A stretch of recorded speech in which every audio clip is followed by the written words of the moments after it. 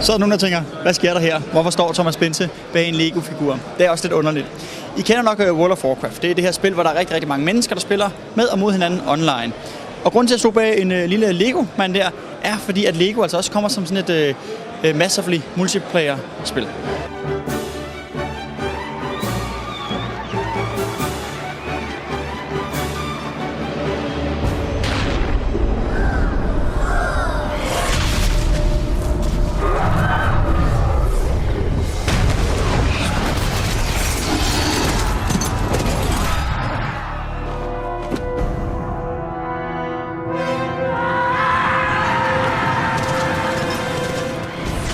Is this like World of Warcraft for Lego? I wouldn't put it quite like that. It's definitely, LEGO Universe is the first MMOG based on the LEGO play experience. So there are commonalities between something like a World of Warcraft and LEGO Universe. So you know, there's a big epic backstory. In a nutshell, there's a dark, destructive force called the Maelstrom that's threatening the entire universe, and the only way to defeat it is to use imagination and creativity. It's the only thing that kind of cancels it out. So all the minifigures from across the universe are coming to join the Nexus Force, who is battling against the Maelstrom, and that's where you come in because you're one of those minifigures, and you go out and battle the Maelstrom with your imagination and creativity. And while you're doing this, you're actually building and bringing your creations to life in LEGO.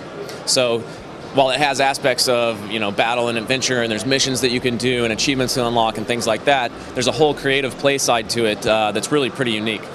And will it be possible to go on raids and stuff like that together? There's definitely multiplayer instances you can do. So you've got things like, we won't have sort of the 20-man raid thing. That's just, you know, way too much.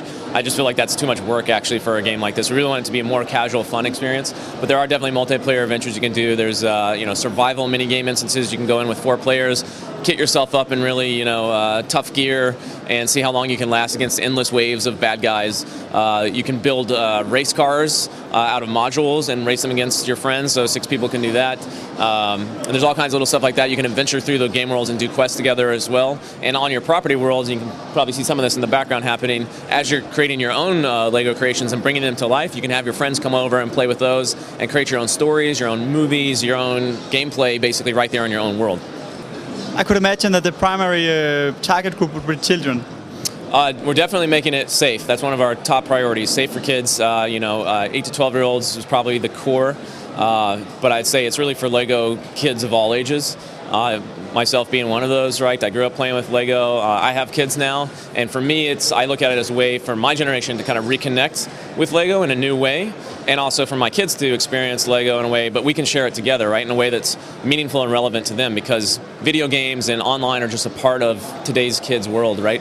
And we didn't have that when I was a kid, so that's the new element that they kind of attach to, but now I can still have that sort of LEGO experience with my kids as well, right? So I do think there's a lot here for gamers of all ages, and especially if you're a LEGO fan, I mean, you're going to have to try it out. It's just super awesome to make your own little minifigure and run around with that guy, and then and claim your own worlds, and then build your own stuff on it. And which platforms and when?